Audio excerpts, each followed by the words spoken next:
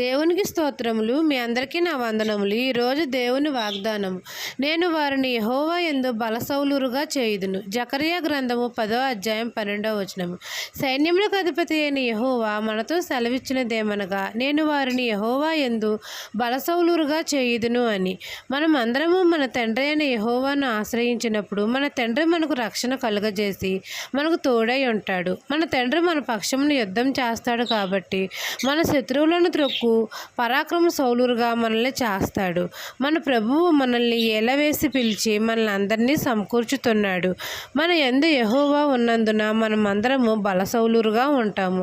శత్రువు బలవంతుడి మీద మనకు అధికారం కలగజేశాడు. మనం అందరము శత్రువు తల చితక త్రొక్కి గొప్ప ఘన విజయమును పొందుతాము.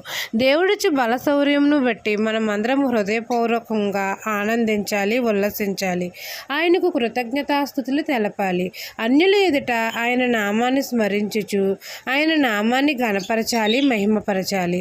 ఈ దిన వాగ్దానం నా జీవితంలో నెరవేరాలని కోరుకుంటూ దేవుని సువార్త పరిచర్యలో మీ సహోదరి. ఆమెన్.